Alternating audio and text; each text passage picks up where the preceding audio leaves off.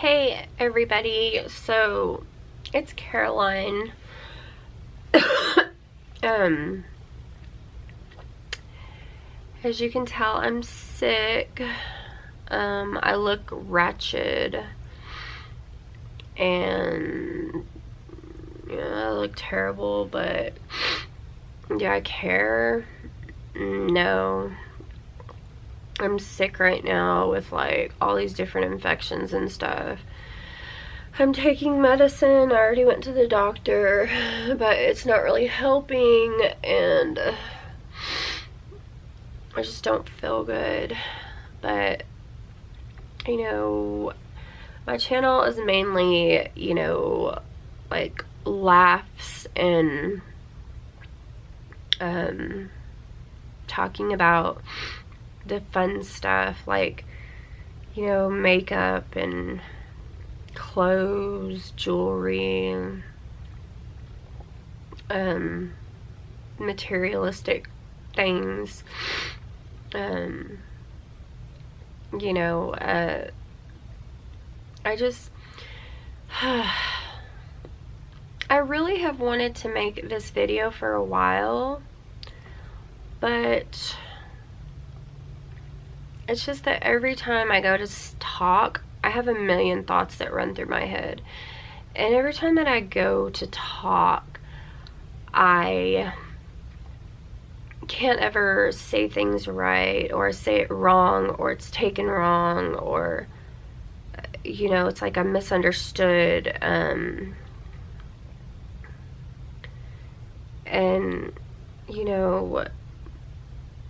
the reason why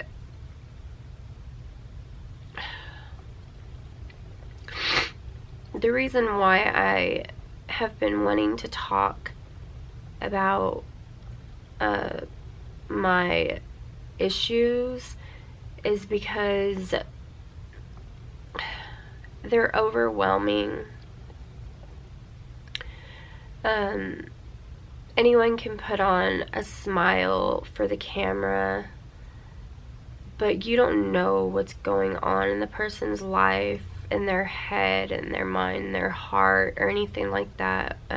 When the camera is off, like, you don't truly know how the person is, and what they're going through. And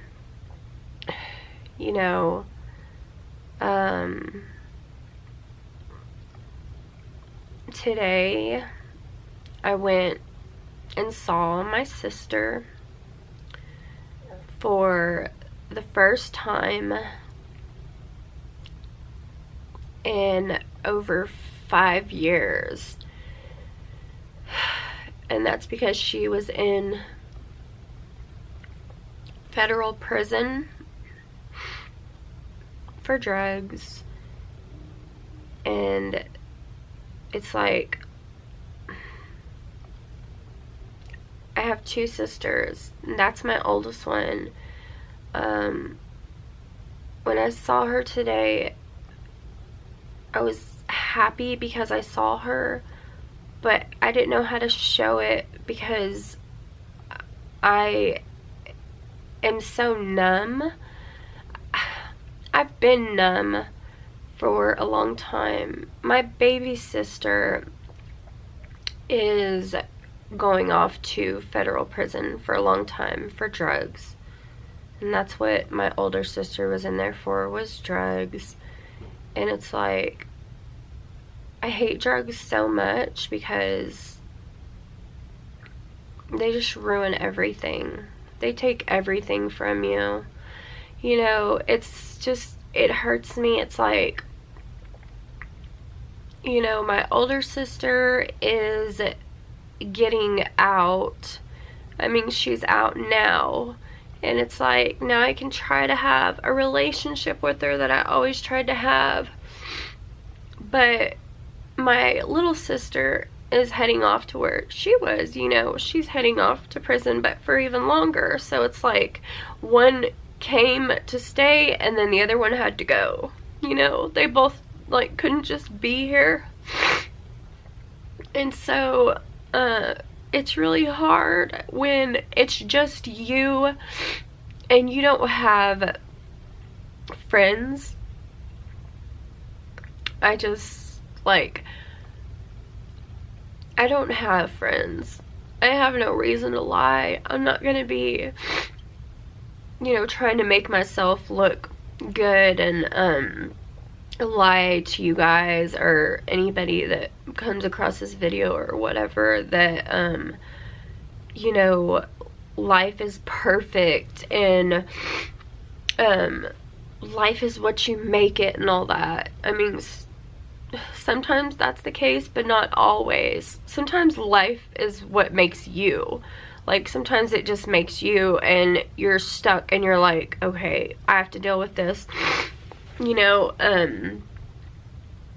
it's, you know, I felt bad because she was, you know, excited to be out and happy and everything, and I took her a bunch of clothes and her Christmas presents I saved for her because she was supposed to come home at Christmas, and I took her all that stuff or whatever, and I was excited to give it to her and stuff, but I didn't show it, and I feel bad because it's like, I'm thinking about it and I'm like, I realized that I was, you know, numb and just not there like I am a lot.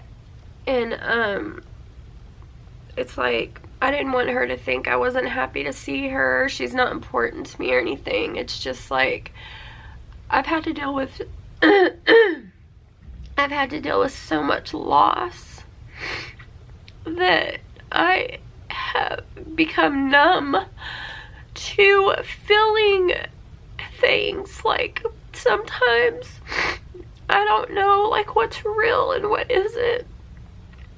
And in case you're wondering, yes, I do. I do have mental problems, yes.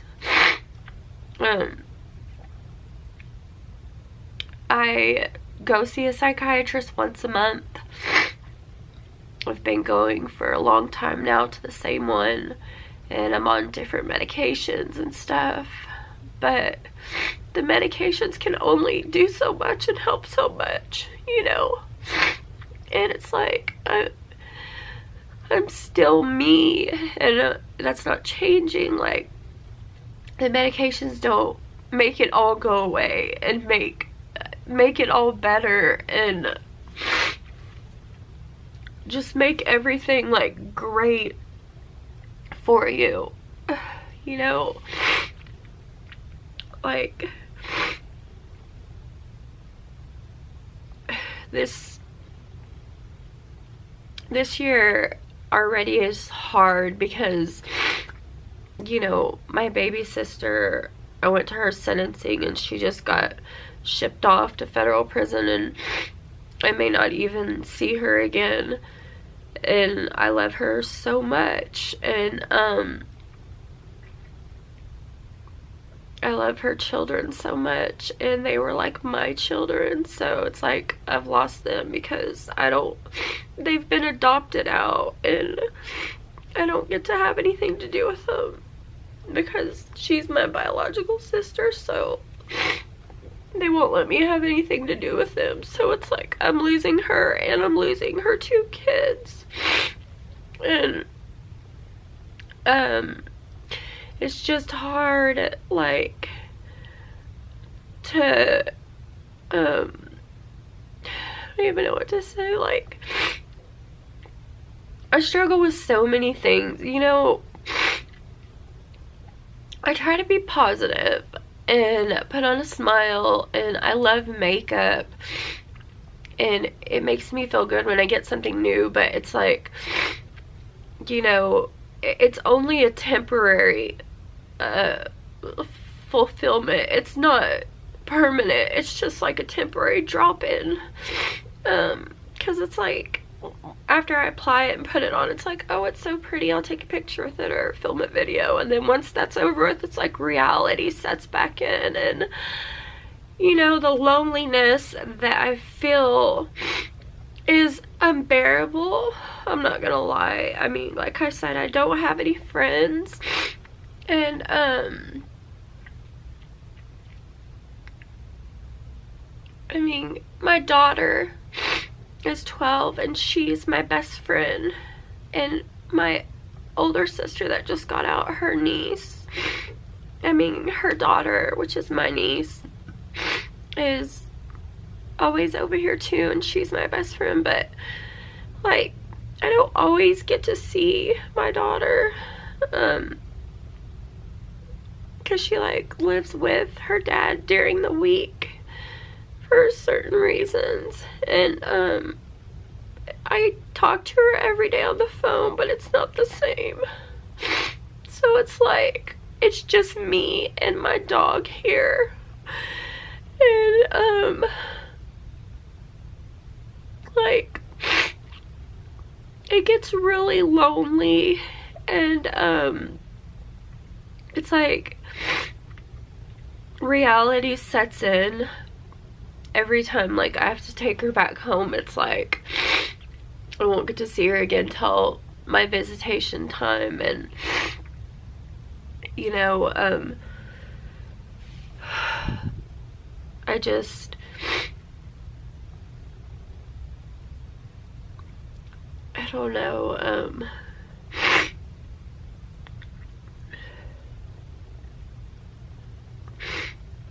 you know, have you ever felt, for y'all that are watching this, like, this is how I feel right now. Have you ever felt like you were, like, the world kept going, it's gonna keep going, and you're not a part of it, you're just in it, you're just like a little space in it, in this huge world full of all these people and all these purposes and all these things, and you're just like a little minute, like tiny little speck on the earth.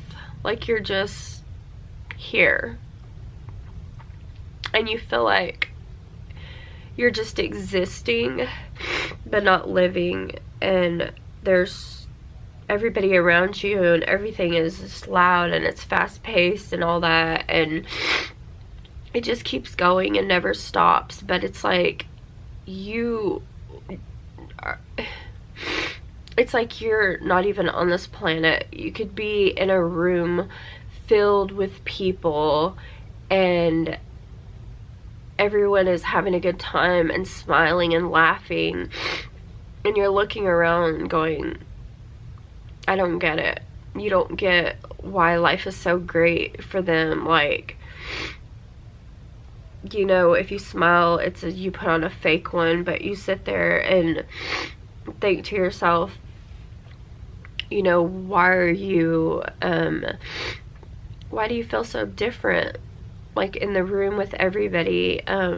It's like I'm in the room with all the people, but I feel like I'm all alone and I can't connect with anybody, and they're not there. And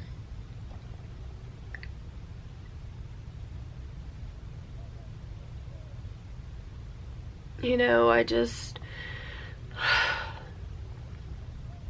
really hate it when people, like, something that bothers me a lot is I really hate it when people like treat me different and view me different, like it's almost like I'm irrelevant because I have mental problems. So it's like, oh, she's crazy, or she needs to go to the nut house. Well, hello, I've already been to the insane asylum, whatever you want to call it, nut house, whatever they want to, people call it different things. I've already been there twice, and it didn't help me. It just made me feel worse. I felt trapped in there. Like, I have severe depression, I have anxiety, and I have panic attacks, and I have OCD, and then I have religious OCD, which is called scrupulosity. You're probably thinking, what in the world is that? You could Google it. But I struggle with that, the scrupulosity that just tears me down and wears me out. I mean, I have OCD, regular OCD too, with so many different things. There's so many types of it, and I have, you know, tried to commit suicide in the past, multiple times, and every time that I woke up in the hospital, I was angry, because I was like, I want to know who brought me back or who called the ambulance. Like, why did you like bring me back? Like, you don't care about me when I'm alive, so why didn't you just let me die? That's how I felt, you know, because it's like, you don't show an interest in my life while I'm here and I'm alive. I'm irrelevant, but then you want to try to save my life and brag about it. I saved her. She's not dead because of me, because you just felt like it was a thing to do. Or, I mean, how come you didn't come around all the times that I cried out for help to everybody? I texted and called everybody and all that. I have PTSD. I mean, I'm on a lot of different I'm on a lot of different medications. I just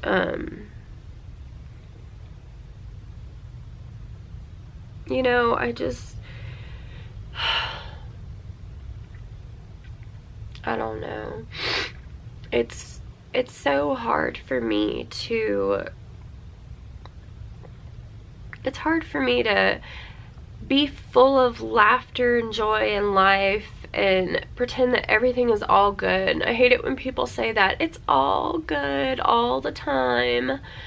You're negative. You just have to look for the good. You know, that's a bunch of crap, and I'm sick of hearing it. Like, it really irritates me. You know, there's people that are telling me to get over what I'm going through, and they've never even been through anything. Nothing. So they had a migraine headache, and they're telling me, oh, get over it. And it's like, what have you been through? Oh, well, none of that. I don't know what I'd do. And I'm like, but yet you're sitting here judging me. You know, it's like, me having mental illness scares people away. It's like the moment they find out, or they see me break down and have a crying spell, or have anxiety or a panic attack or whatever, it's like, oh no, I gotta get away from her. She's a nut. She's crazy, you know? And I'm not treated like a person that's normal, that doesn't have an imbalance in their brain, because it is a chemical imbalance. And people say, well, you don't have to be that way, you know, you can pray about it and it'll go away and this and that. And it's like, you know, I've done that so many times, like, I can't even count. I mean, I've been to counseling, I've been to support groups, all of those things, and it's like, I feel okay when I'm there talking to the person, you know, but it's like, it's all over with once, and reality sets right back in once I say bye to them and I leave their office. It's like, okay, now what? Like, you helped me while we were talking, but it was only a 30-minute session or an hour session, and then it's like, I'm not going to see you again for a week or two. Like, how does that help, you know?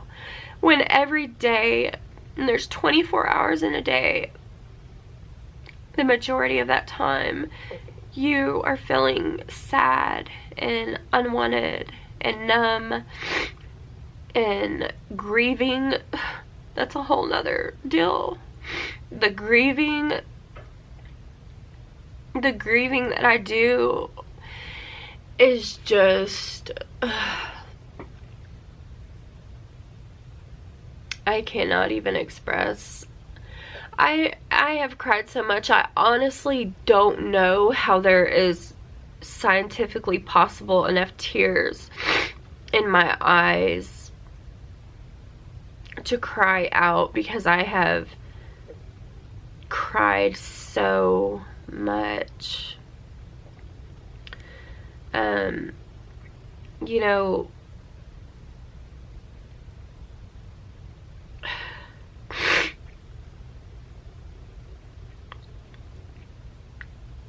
You know, another thing that I'm sad about too is, my dad has lived with me for a while. I mean, years. He's lived with me, and he suffers from mental health issues as well. And,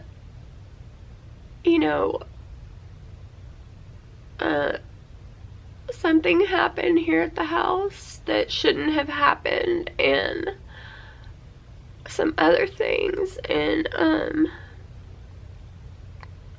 I pretty much lost him and my aunt this year. Like, it's actually been, January the 1st or the 2nd since I talked to him. And it's like,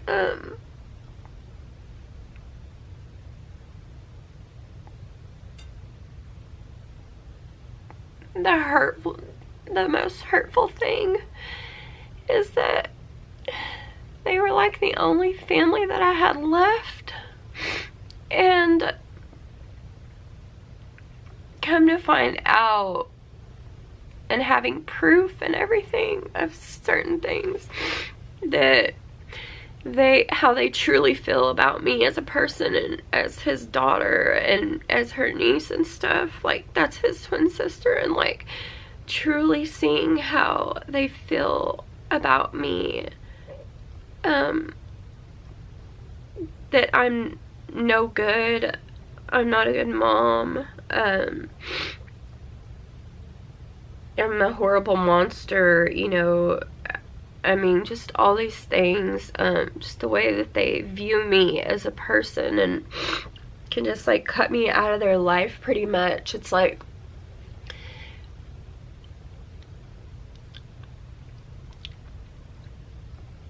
I don't know, it's like, I feel like every year I tell myself this year will be better, and every year it's the same thing. I go through a loss.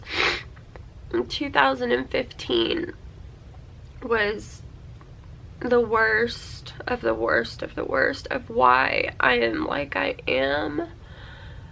It was the worst of my life. Like, it is the reason why I am numb, and I've always had mental problems since I was a young child, but they have intensified, and I got PTSD in 2015.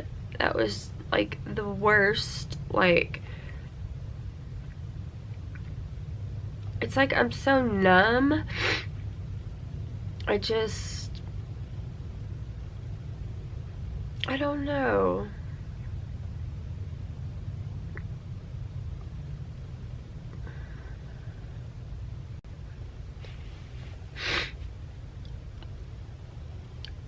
But,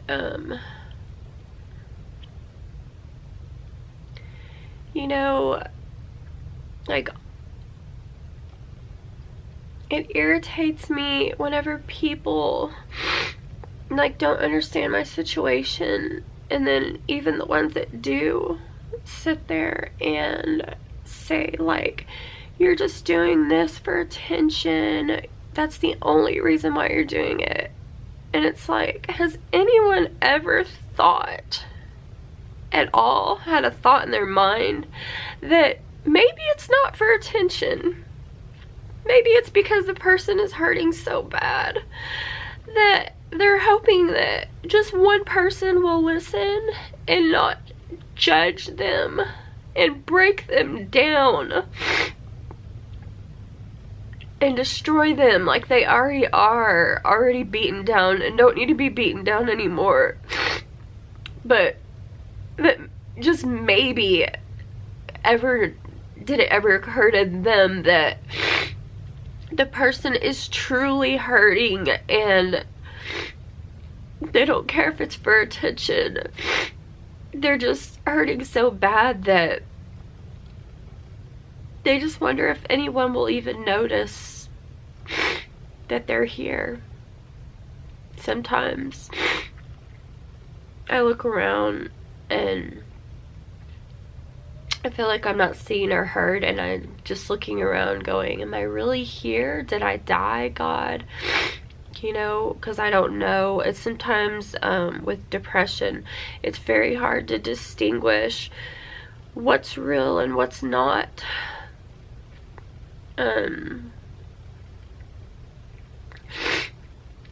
You know, it's like right now I've already taken my anxiety medicine, but I'm still having anxiety right now. Does it mean that the medicine's not working? No. People automatically assume that too, that if you're having anxiety or depression, well, the medications you're on obviously aren't working if you're still depressed or you're still having anxiety. They don't understand unless they've been through it themselves. Like, the medication doesn't fix everything. Like, not always talking to someone doesn't fix everything. It's never gonna completely be perfect. Like, it's never going to be, and I know that, but I feel like I'm just like at a loss, because have you ever felt like you've been kicked down and then you're like all the way down there, and then just more and more is piled on top of you, and it's like you're caving in, like you're like at a breaking point, because you're like, you have so many different things that are piled on top of you, one after another, and you think, why me? Am I such a horrible person that I deserve this? Maybe I deserve this, maybe, because I'm not that good of a person. Maybe I could be better or something, you know, and it's just, you know, the loneliness that's within me is like, it's like very overwhelming. Like, a lot of people, and y'all can probably relate to this, a lot of people, they see that you're sad and you're going through a hard time and you're just struggling with your mental issues and you're grieving and stuff, and they'll say, I'm always here if you need me, you know. Suicide's not an option. Don't ever think of that. Call me up, text me. I don't care if it's at 3 in the morning. I'm always gonna be here and you can talk to me. And they always say that. They always say that. But when you call them, do they answer? No. They don't want to deal with you. They don't want to deal with me because I'm too negative. I might rain on their parade because they're trying to have a good time and smile and laugh and live it up, and I just might get in the way of that because I'm crying and I'm not feeling so happy today and I'm feeling sad. You know, text them. I'm busy. I can't talk. You know, like,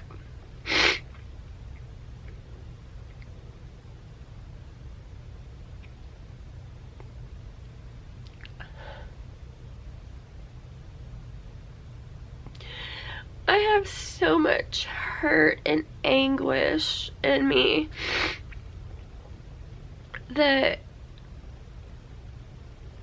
sometimes I just want to, like, sleep, and I just want to sleep and not feel anything, if that makes sense. Like, but then even in my sleep too, though, I have bad nightmares from the PTSD. And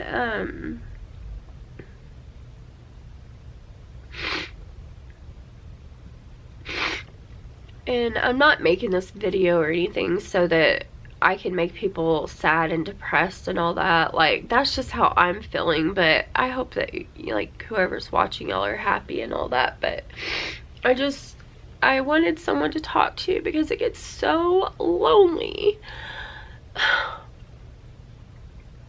Day in and day out.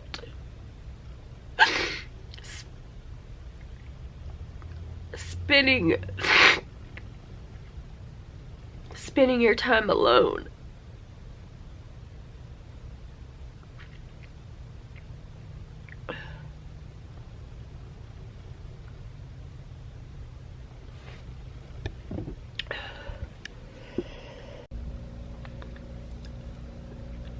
I'm sorry, you guys. My camera died, and, well, the battery, and I had to change it out, so it's on the charger right now. And I was sitting up talking to y'all. That's why I was like right in the middle of the picture, but I'm laying up against this pillow right here.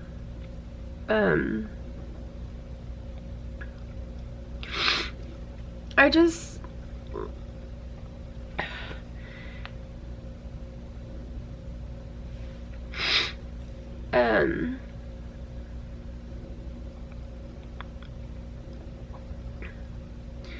I don't know. And this, have y'all ever just felt like nobody got you? Like, I kind of feel that way. It's like nobody gets me. It's like you explain how you feel and you explain yourself, and people are like, okay, so why are you doing it? Like, why? I don't understand. What's the point? Or you need to change your mind and your thinking and, like, get over it. And you hear all those things. Get over it. It's time to move on. Quit being negative. That's the most popular one I get. Quit being so negative. Because I'm sad. It makes me negative. And yeah. It's like, I don't care if people see me cry. I'm not gonna, you know, cut the camera off and go have a crying session and then turn it back on and go, okay, now I have myself together. Because that's not even being real. How is that even real? Like, I have a problem with that. Like, I want to like talk about stuff that's real, and like, this is real to me and I'm struggling. Like, everything isn't all peachy keen perfect, you know, perfect life, perfect everything. Everything is wonderful all the time. Like, it's just like, I'm allowed to be sad, and I have a reason to be, and like, the person that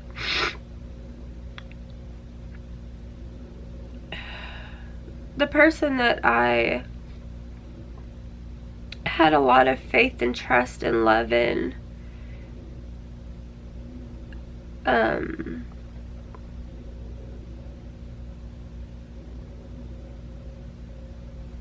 don't know. She was my best friend, my love, my everything. And I'm talking about my mama. I call her my mama. You know,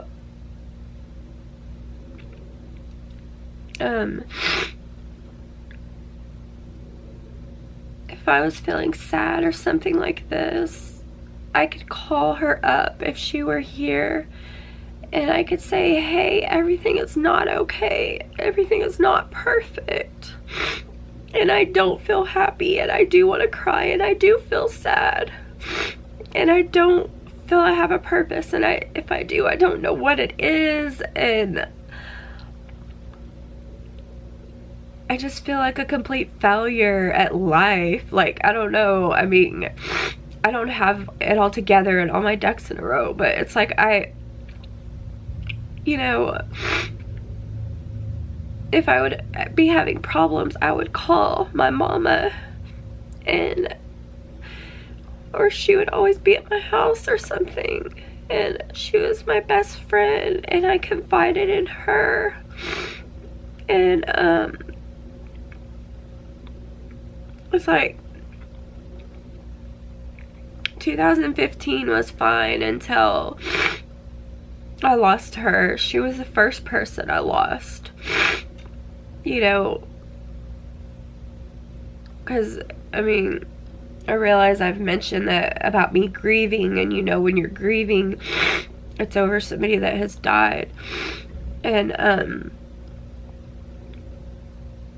it bothers some people to talk about these things, and that's fine. Everybody's different, but it's like I have to talk about it because I can't just forget about her. And it makes me sad that everyone that said that they cared for her and loved her, and she was their best friend, and she would do anything for any of them and stuff. It's funny how right after her memorial service, we both got ditched. They forgot about my mama and they forgot about me. You know, it's like, okay, well, your mom's gone now, get over it. It's just like, I wasn't allowed to grieve. It was like, but nobody knows how hard it was for me, and didn't even think about how hard it was for me. You know, my sister was locked up at the time. You know who had to go deliver the news? I did. You know who did the whole cremation service, like the whole, put everything together? I did.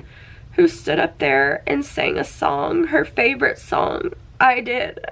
Like, I had to have it all together and all that. And I couldn't even hold myself together. And it's like I was trying to keep it together and everything to have her a beautiful service and all that. And when I needed people the most, that's when they just left. They said they would be there, but they lied. They weren't there, and they're not here now. And, you know, I mean, the reason why I have PTSD is because I was the one that found my mom dead in my daughter's bed. Like, I found her, and I was up with her that night, and she was fine and everything.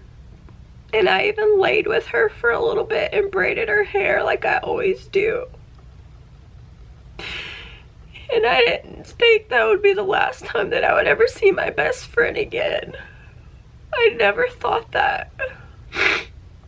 She told me to wake her up at 7 in the morning so she could get dressed and ready, because she was gonna go home that day. And she went to bed fine, and she was just fine. I mean, I go over it and over it in my head, and I have nightmares, and I replay it in my head, because it's like, you know, I always think if there's something I could have done to save her, or I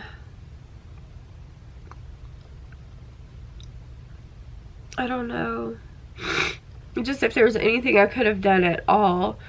And I even blamed myself. I said I put her to her death because she was tired. And I'm like, well, come over here, lay down, everything. And then, you know, but little did I know that was the last time I would see my best friend, hear her talk, any movement out of her body, anything, like anything at all. Like I went in the next morning, me and my son, Levi, and I'm like, let's wake Grandma up. And it was dark in the room, and he's like, wake up, and he like grabbed her feet, and he jumped back and he says, Mama, her feet are frozen. And I said, what? Oh my god.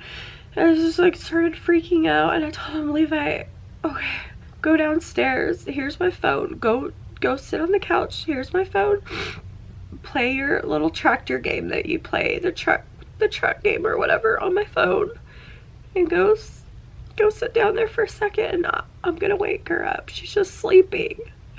And I turned on the light, and that's when I saw her, and it didn't even look like her.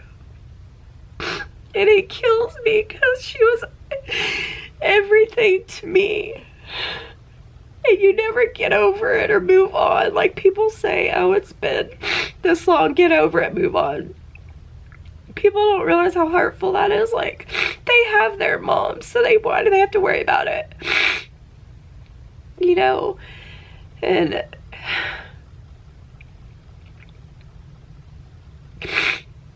it was so hard seeing her like that, and I tried to revive her, and I replay that over in my head too. Maybe if I had done CPR a little harder, or the compressions, you know, or something, it might have helped. But even though I knew that that wasn't the case, because the coroner said rigor mortis had already set in, and I just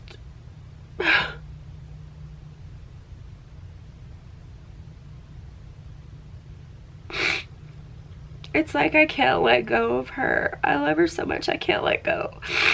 But, you know, the one death wasn't enough. No, it didn't stop there. It was just getting started. She died on April Fool's Day, April the 1st, on April Fool's. And I had to deliver the news to everybody after going through all that and all that. And nobody believed it. They're like, why would you play a sick April Fool's joke like that? And it's like, do you really think I would joke about something like that?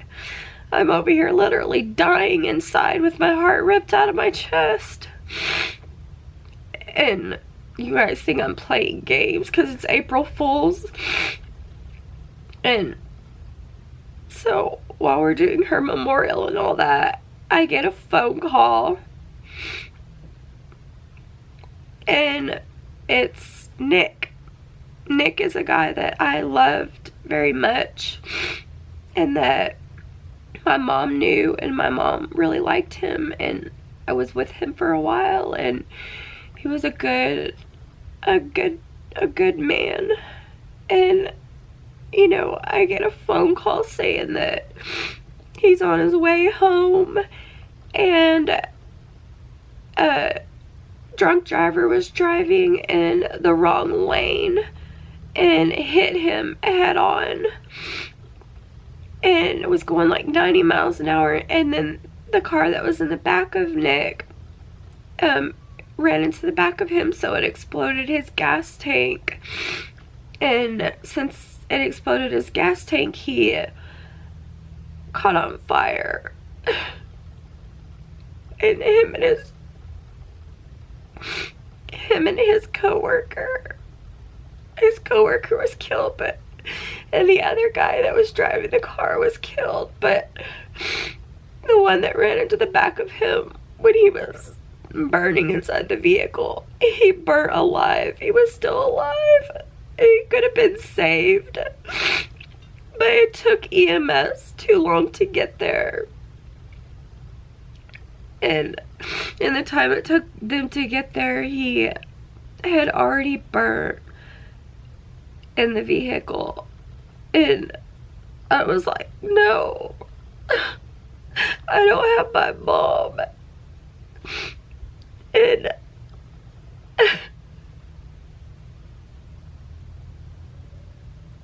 now you, Nick, I need you to leave me. Like, I need you to talk to, like, whose shoulder am I gonna cry on? Like,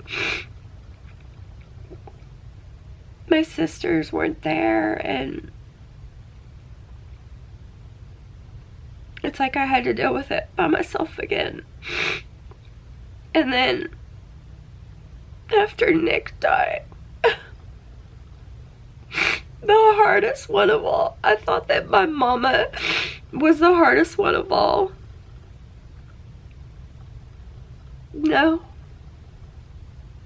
The one that I'm taunted and tormented by with grief every day that I will never get over is the worst ever that you could ever lose, and that's your child.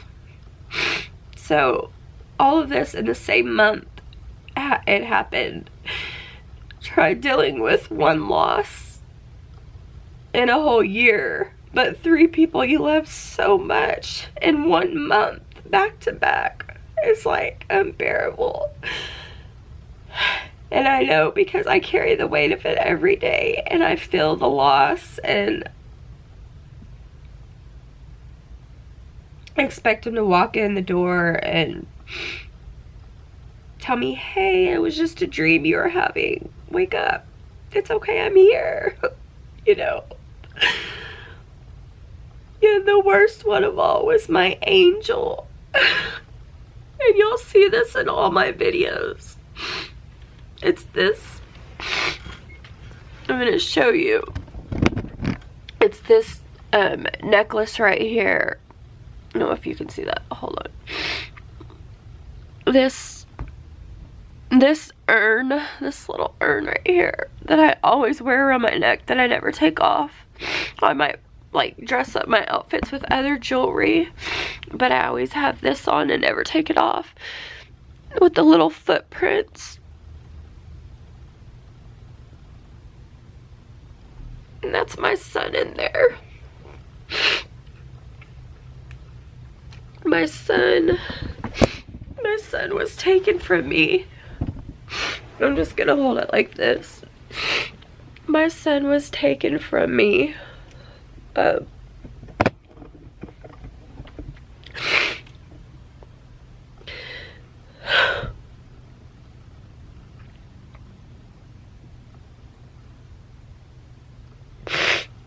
He was taken from me on his preschool graduation.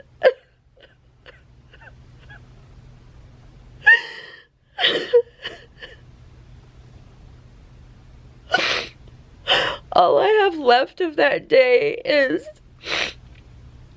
his pictures that he took at school that the principal and everyone gave me of him graduating preschool, and it's a picture of him in his cap and gown, smiling, so proud and happy. And he was about to be 5 years old, so I pretty much say he was 5 years old, but he died. He took his pictures at school, and I fixed him up that day. And I remember I just kept thinking, I can't wait to go to the ceremony later, like the little graduation thing that they were having.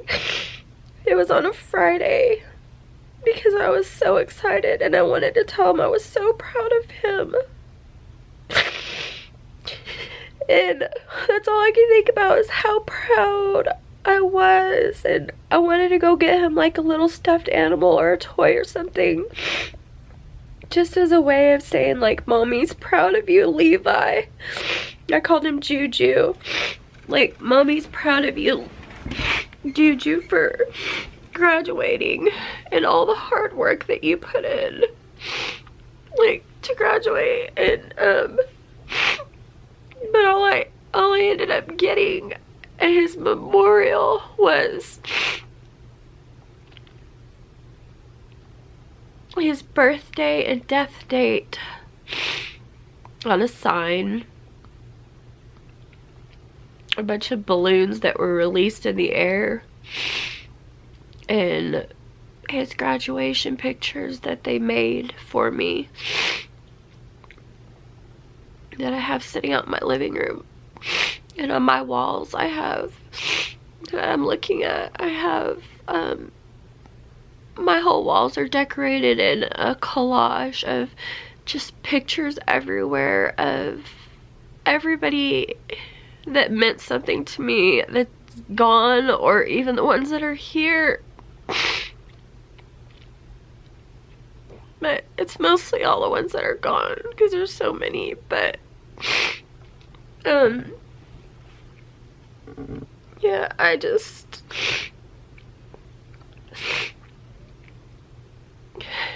if you're a mother out there, love your child so much while you can. Like,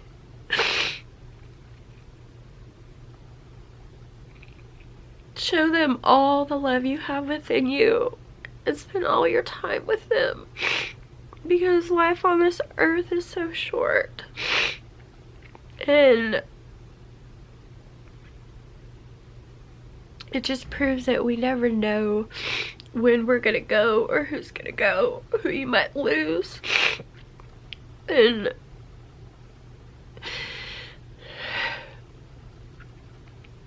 instead of going to his preschool graduation, I got a phone call telling me that I needed to hurry as soon as school let out. And I needed to hurry up and get my butt down to the hospital because they needed to tell me something about Juju. And I thought, this isn't real. This is a dream and I'm gonna wake up. I just sent him off to school. We're gonna have his preschool graduation ceremony. He's not at the hospital. They're messing with me. This isn't real. And I was in shock, and I didn't even know what was going on. They didn't even tell me what hospital, so I actually drove to the wrong hospital. And then I went to the other one. They said, oh, he's here. And they're like, I'm so sorry. And I'm like, no, you don't need to be sorry. He's okay. Let me just pick him up, whatever happened. And I'm going to take him to his preschool graduation. It was like, and he's fixing to have his birthday. And we're going to celebrate his birthday. And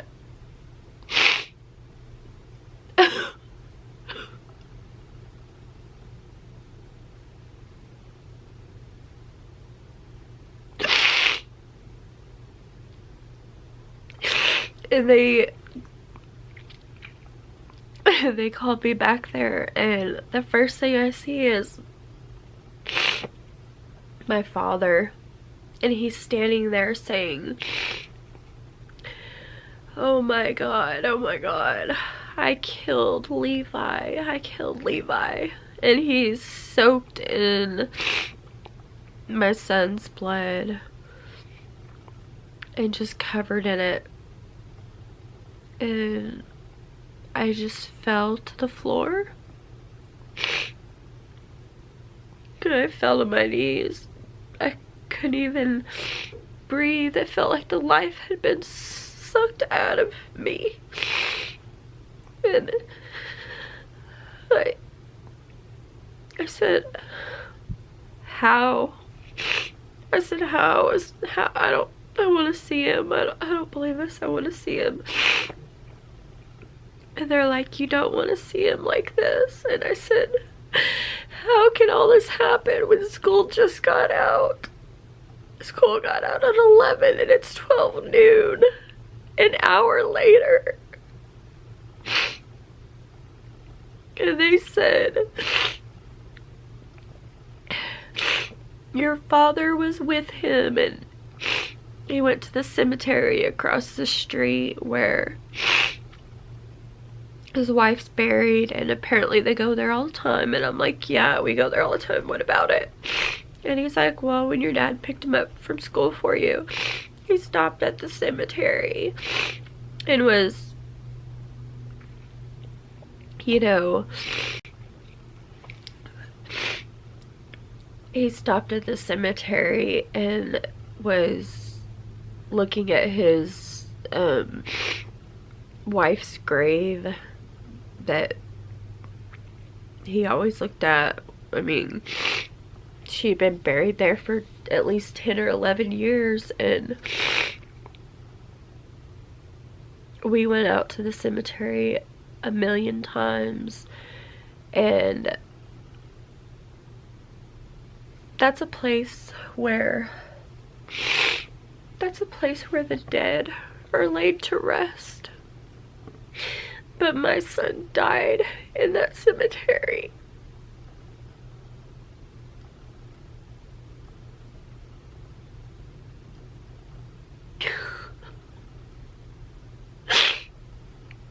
I wanted to know how. I said, you went to the cemetery? It doesn't make sense. How? We've been out there a million times, and my son always liked having his picture taken by the little kids, like tombstones and stuff, because he was like, he would always say, oh, I love them, and they're up in heaven with Jesus and stuff, because he was so loving. He was like the kindest, loving, most affectionate, loving, giving person I know, selfless. And he always wanted his picture taken by them and stuff, but that day, it's like, I wonder if he would still be here and would have went to graduation, and how he would be now and all that if they would have stopped at the cemetery. But well, my dad was like not paying attention, and I don't know what he was doing. I guess kneeling down at or standing over at his wife's grave. I don't know, which wasn't my mom, it was someone else he was with, but because I had my mom cremated and I had Levi cremated too, because I didn't want them out there at the cemetery all alone. I wanted them to be here with me. And so when he wasn't watching, he said he looked around and he didn't see Levi, and he just kept looking and calling out for him, and he didn't see him until he walked down past this headstone that we always went past. It was from the 1900s, and it has one of the top parts that sit on top, like a lower stone, and then the top stone that sits on top. And he said all he saw was my son's blood and his little cowboy boots that he always wore that were filled with his blood just sticking out underneath the headstone. And the headstone was on top of him. And he said, I don't know how, but I managed to pick up the headstone. And they went out and measured it and everything after it was all over with, and it weighed 500 pounds. And it wasn't being maintained by the cemetery. And it was loose. And Juju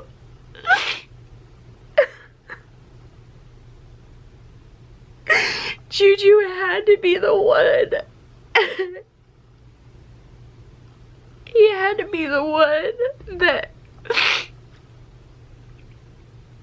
it broke off. It was like waiting to break off, but I never noticed it, or I wouldn't have had him around it. Like I never even like noticed them.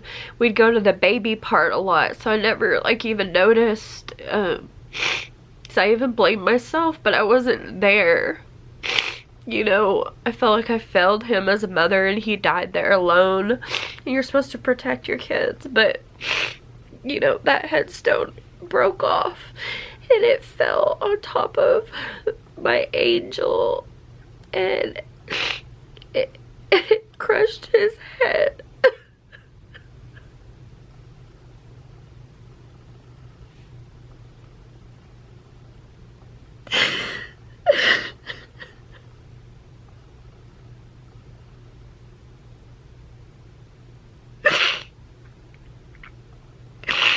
It crushed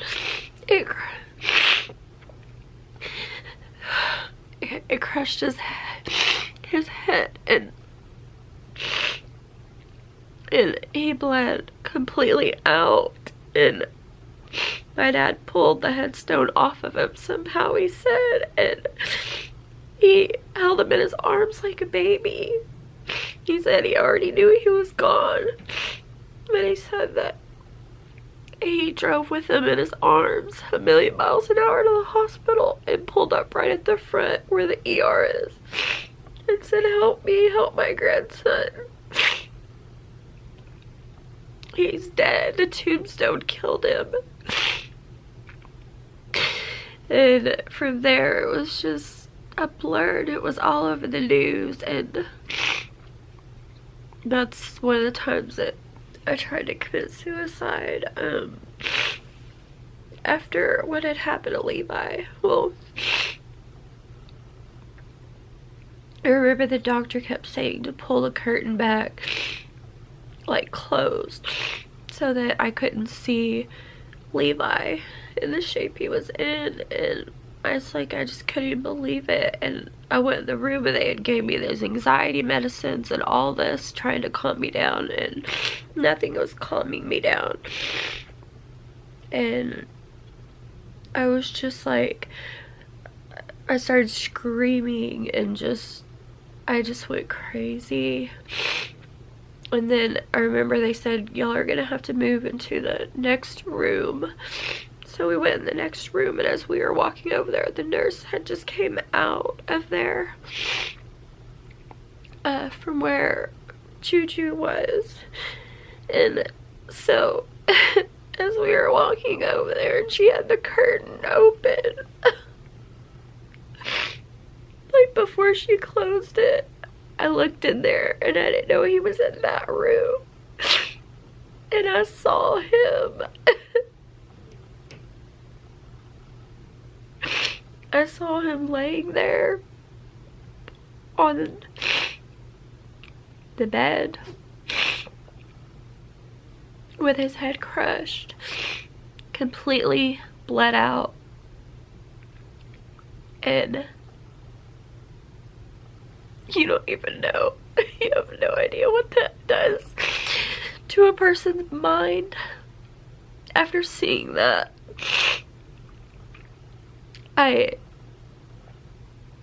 That's why I'm so messed up in the head. I cannot look at like little boys or listen to them talk or laugh or cry or anything. It gives me a panic attack and I start freaking out, and I just like have a nervous breakdown and crack up, and I can't handle it. I can't handle looking at like other little boys and stuff like that. And it's just not even real. And then, you know, it's like everything just fell apart. My whole world came crashing down in front of me. And I just, how are you told? How do you take that sorry, you've had like 5 years with your son every day and it's great and everything, right? Yeah. Okay, well now I'm gonna take him from you. How about that? He's just gonna be gone. I'm just gonna take him from your life, and it's like you'll never know he was there. You can just move on with life and everything goes on and all that. And you think that anybody was there for me after my son died? No. It was just me and my daughter. And she struggled with depression because they were so close that she was trying to attempt suicide too, because she said all she wanted to do was go be with her little brother. And the day that he died, people judge me for this, but you can judge all you want. I don't care. Until you go through the pain and the hurt, you have no idea what it's like.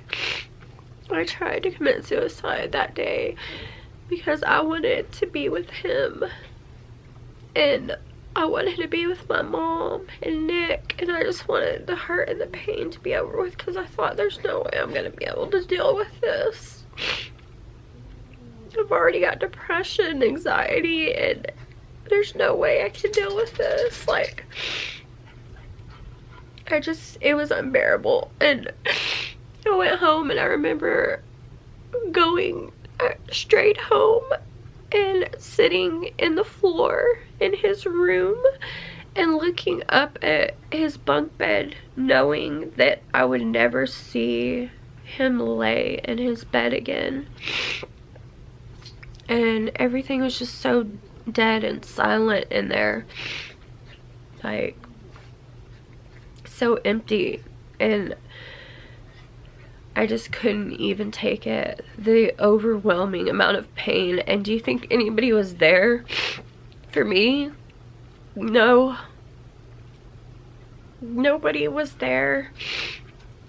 Nobody was there. They went to the hospital, but when I went home, it was just me upstairs alone in Juju's room.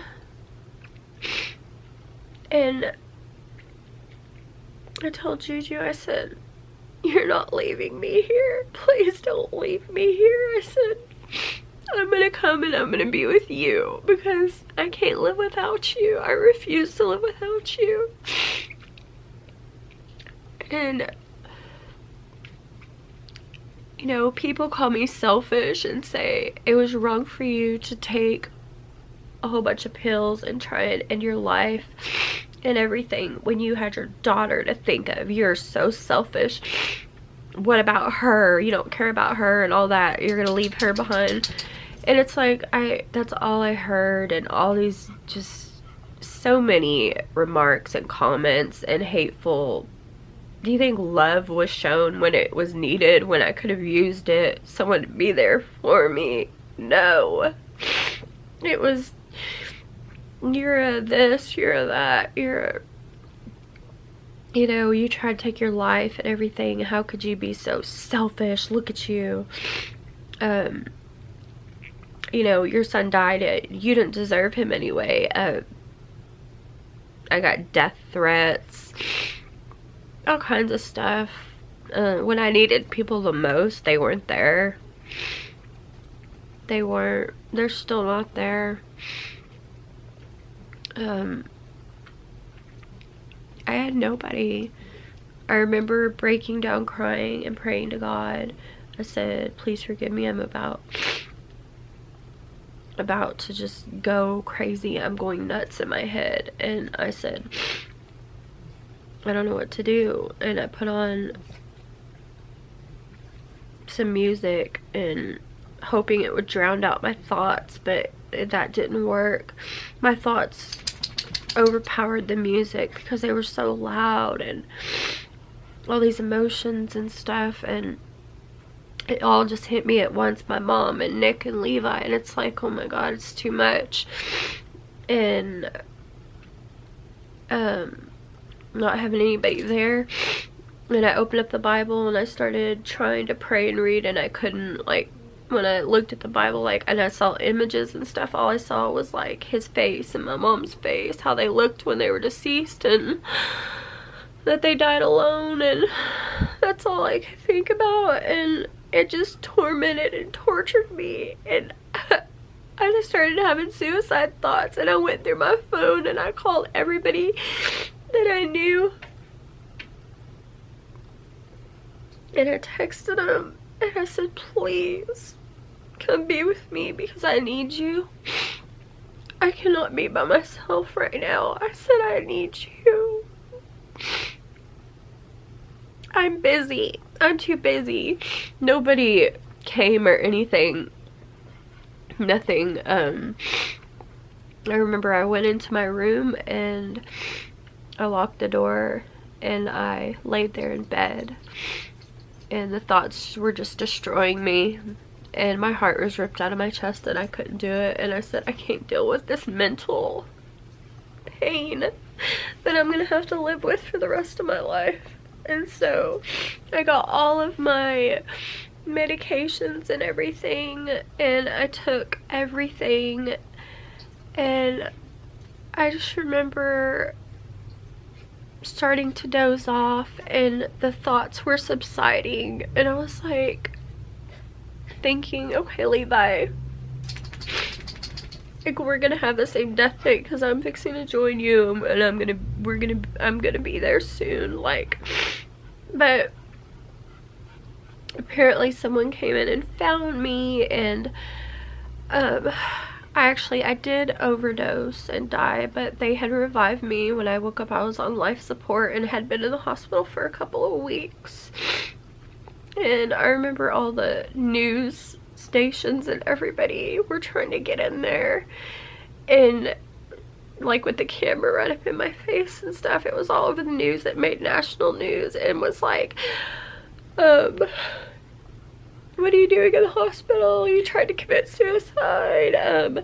What happened exactly to your son? We want all the details and just everything. And it's like, where's the respect and the morality of people anymore? Like, you want an interview so you can make the front page, and I just lost my child. And when I woke up, I looked around and I saw that I wasn't with my son. I just started crying and screaming, and I said, no, this isn't right. I said I was supposed to be with him. I said I was this close to seeing Juju and being with him and being his mom. And I said, he's waiting on me and expecting me. And I said it. Whoever it was came in my room and called 911, and that's how I ended up here. Like, why would someone try to save me? Y'all weren't there for me when I needed you, and you're not gonna be for me when I get out of the hospital. Like, I couldn't.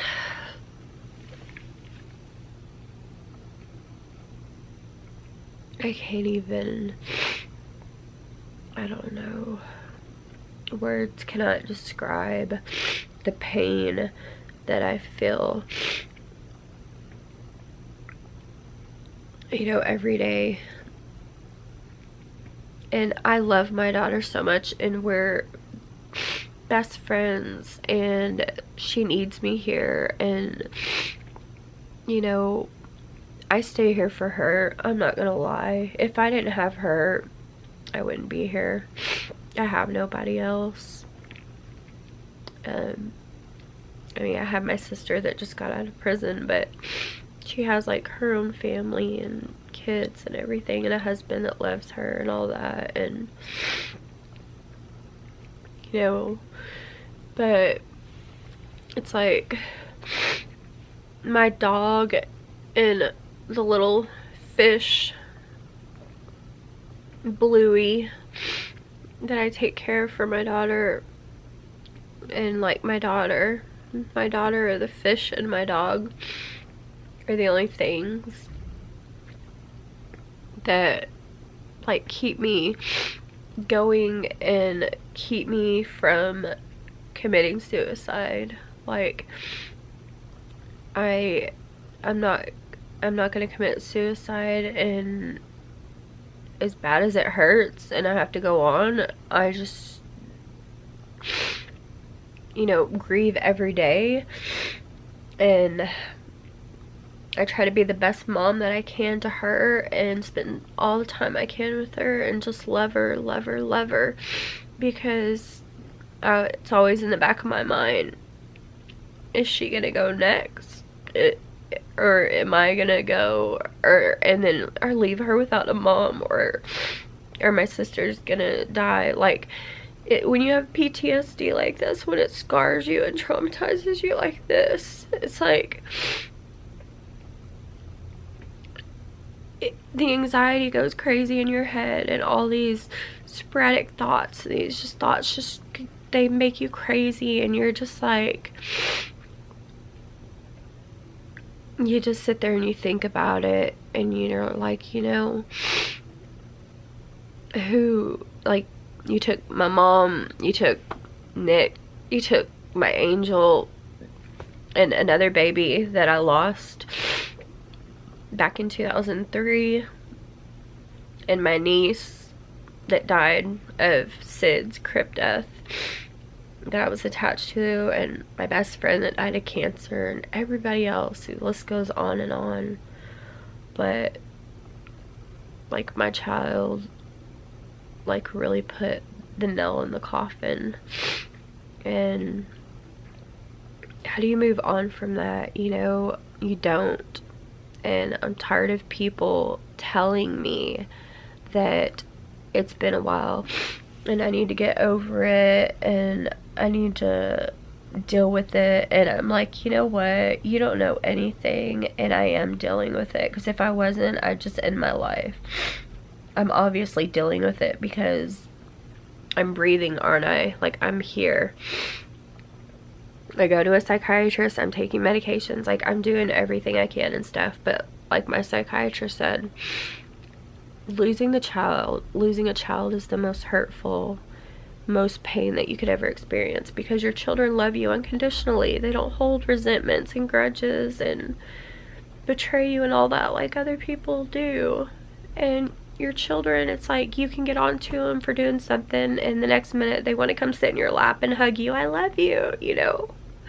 And that's how he was. Like, he was such an angel. And like, I love my daughter so much. And it's like, I already told myself, if something happens to my daughter, like, there is no reason for me to go on or be here or anything anymore. Like, she's my only reason for existence right now and living, because I love her so much. And I live for her, and she's happy. She's in a happy place right now, and I have grieving spells and all that, yes, and it's normal and natural and all that. But for the people that say I'm taking away from her and I'm ruining her life and all that, screw off. You don't even know what it's like. You're judging, and you're probably on the other end over there with your little boy sitting in your lap, holding him and all that, giving him his bubble bath, reading him bedtime stories, saying your goodnight prayers and all that, because we did all that every night, and I thought it would be a forever thing, but it wasn't. I remember I had to cancel his birthday party stuff and all that. And they were just like, why? Why aren't you throwing him a party? Looking at me like I'm a piece of crap mother. And I said, why? Because my son's deceased, okay? That's why. Because he won't be here to celebrate his birthday. Now you can judge me all you want. Oh, I'm so sorry. I feel so bad. We didn't know. And I'm like, that's why you should be less judgmental and not so harsh on people, okay? Because maybe people are going through things that you just don't know about. And I don't.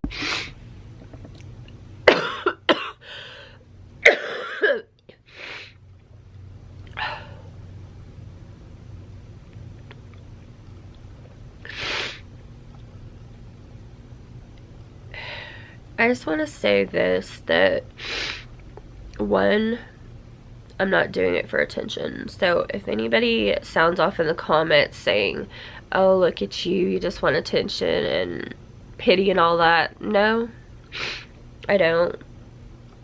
I've never gotten it. I've never wanted it. I don't care if I get it. I could care less. It's just that I have no friends, and I don't have anybody that I can talk to. And I have my channel, and it's always great and wonderful with the makeup and the beautiful colors and all that, but I was feeling sad, and I wanted to come on here and just say, you know, let me tell you the truth. It's not always so beautiful, and life isn't always so great. People do have problems, and people do grieve, and they have sadness, and they have daily struggles. And I just wanted to share my story. I mean, I could go a lot further into detail, but this video is already going to be really long anyway. But if, you know, if y'all are going through something, and maybe you can listen to my story and just hang on. Find that little thing to hang on to. Like for me, it's my daughter and living for her. And maybe you can just find something to hang on to that's precious to you, that you don't want to let down or, you know, give up on. So I don't want to leave her here without anybody. I love her. But if you can take anything from my story, my life, my reality, my brokenness, please take this, that if I can sit here and make a video and I'm alive right now and haven't given up yet, and I'm holding out,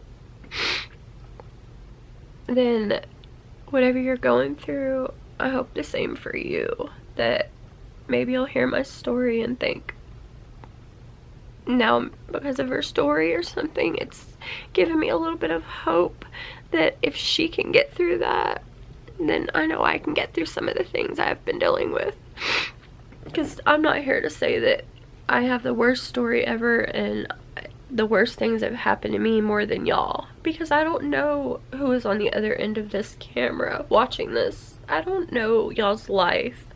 I don't know if you have mental problems too, and if you're hurting inside and you feel lonely and you feel like there's nobody there. Who am I to tell you? Who am I to tell anyone? And that's how I feel about my situation. If you don't have anything uplifting to say, don't say anything at all, because I don't need to be broken down any more than I am. I'm already as broken can get. And all it does is make it worse. So please just love the people in your life and don't take them for granted, and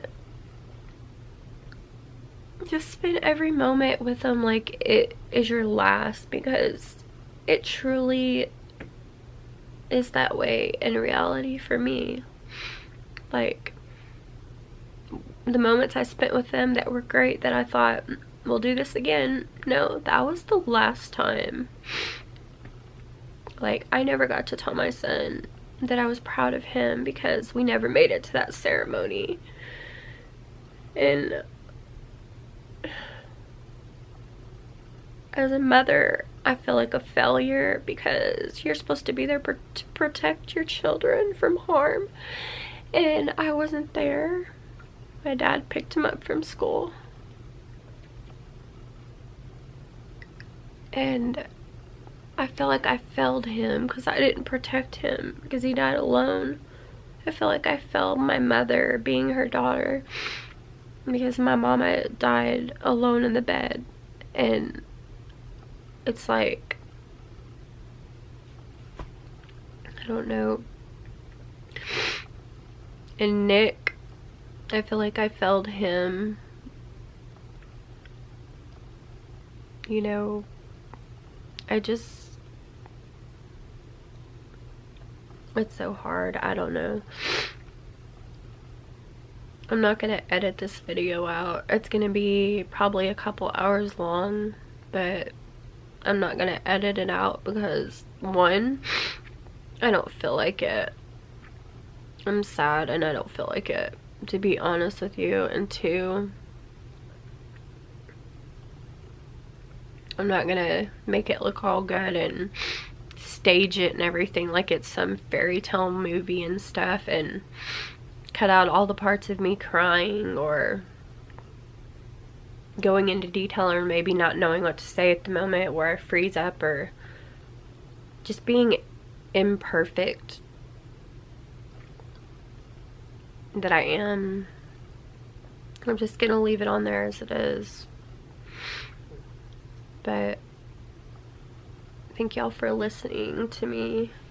I mean, I know there's no one here physically to respond. I'm talking to a camera, obviously, but I do feel a little bit better at the moment because I was able to just cry it all out and talk about it. And I just hope that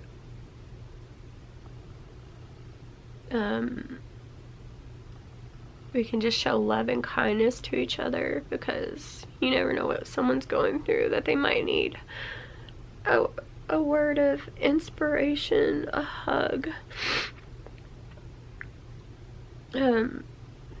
just one kind word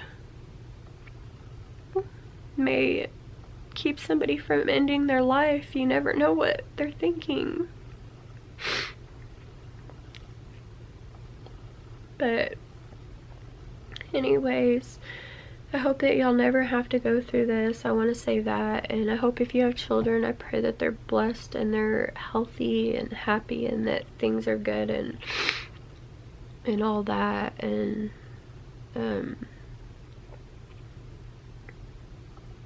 oh, also for those of you that are gonna say, because I get this a lot, well, you can always have more.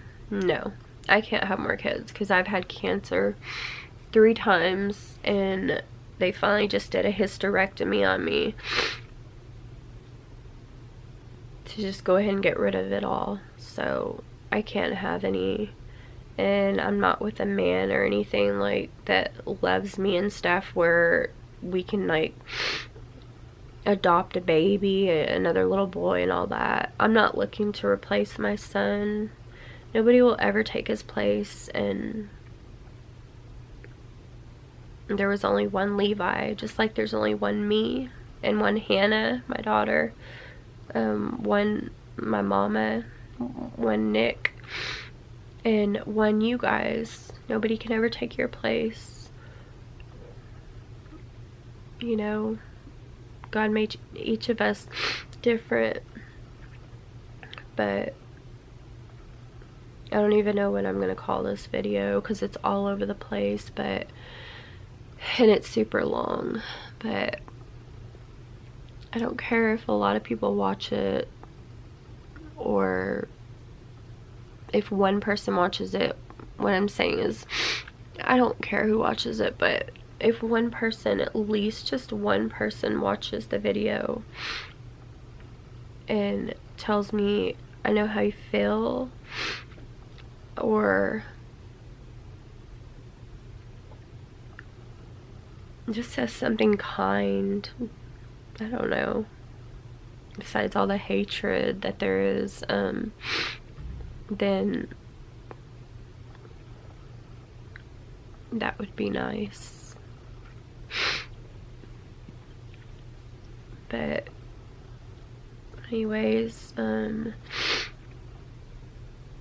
so that just goes to show you, you never know I was depressed in my videos or had any problems, because I'm always happy and bubbly, and some of that is because I want to be and I try, and other parts it's not all fake, and then other parts I'm forcing myself because the tears are just wanting to roll down my face as I'm applying makeup, because my son and my mom is always in the back of my head, like always, like right there, not in the back of my head, in the front of my head, and they're always right there while I'm applying the makeup and all that.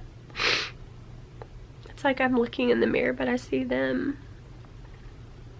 you know. So you never forget, you never move on, you never get over it, you never just deal with it or anything. Everybody has all this advice but nothing to go with it, and I've heard it all and all that. I don't need to hear it or anything. Like I said, I'm already ripped to shreds and tore down, and I don't need to be tore down any more than I am. I just feel a little better now since I got on here and was feeling sad and wanted to share my life, some of it, the worst parts, with whoever's watching, so that maybe this will help somebody, you know, not give up and realize if she can go through that much, whoa, and I don't have it near as bad as I thought, maybe you'll realize you don't have it as bad. And I'm not saying you may have it worse than me. I don't know. That's just it. None of us know. People are shocked when they hear about my story because they're like, I would have never thought because you're smiling and laughing. And I'm like, you can pretend to be anybody. If people don't know you, they'll just believe it. It's not that I'm going around trying to fool people and fake people. It's just that I sincerely want to be happy while I'm here on this earth, and so I try, but it's like you can still see the pain in my eyes and in my heart and all that, and through my voice, so it's hard to hide. Like, I'm trying to hold it together and all that, but I don't have it together. The truth is, I know that I never will, but the whole point is that I haven't given up. I'm still here, and if someone out there is feeling like I do, you can talk to me anytime you want to. Subscribe to my channel and keep in touch with me. Just send me like DMs or something, and if you want to talk, like, I'm here and I'll listen.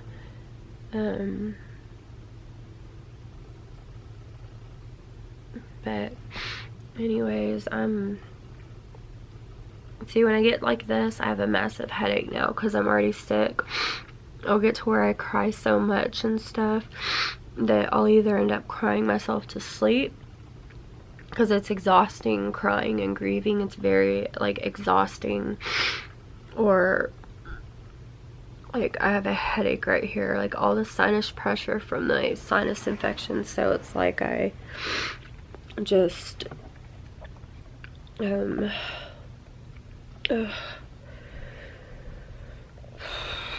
don't know. I don't even know what I was saying. I forgot. My memory's not too good. I'm sorry. Anyways, thank y'all for listening, and if y'all can take anything from this, I guess what I'm trying to say in a nutshell is just hang on, because life's not that long anyway. And as much as we want to go see our loved ones, we have people here that love us, that need us here too, like my daughter. So I hope that y'all are having a blessed day, and I don't have to, I'm an affectionate person, and I don't have to know you to love you, but like, I love you, and I'll just tell you I love you. I don't know who's watching this. I never know because it doesn't show, but whoever's watching this, just know that I love you, and please don't give up and hang in there like me. We can hang in there together. But as bad as it hurts, we can hang in there. If you're feeling alone or anything, contact me. Like, I know all those feelings, everything, because I feel that way, like exactly the same way. Alone, like I'm in this world all by myself. But anyway, this is real life. This is what it is. This is what I deal with every day. Sometimes I smile and laugh and it's real and life is good. And other times it just sucks. And it's always going to be like that. But having all the PTSD and the grief and all that over all three of them and stuff, and then feeling like I lost my baby sister because she's gone, and her kids, like, just all that. It's like, and then losing my dad and my aunt, like, it's a lot of losses, and it's hard to grasp, like, all of it. It's because it all happens so fast, and it all happens just one after the other, that you're like, I never took the time to even get a moment to have any clarity or peace in my head. It was like constant chaos, and then I wonder why my mind is so messed up. But anyways, I haven't given up. I'm still here, and I'm not going to edit this video, so it's going to be really long. So if you want to watch the whole thing, you can, or if you just want to hear parts of it, you can, whatever you want to do. But anyways, I'm going to go for now. I've like cried until I can't cry anymore. I'm just like crying, but there's no tears coming out because I'm like super dehydrated. Part of it's from being sick too. But anyways, that's all I have for now. But thank you for listening and letting me express my feelings, and I'm grateful that I have a channel that I can just get on there and talk when I'm lonely and sad, and just thank you for listening. But anyways, I hope that y'all have a blessed day, night, week, weekend, life, everything good for you in 2018. But thank you so much, and like I always say, if I don't see you soon, I'll see you later, and peace. I'll see y'all on the flip side.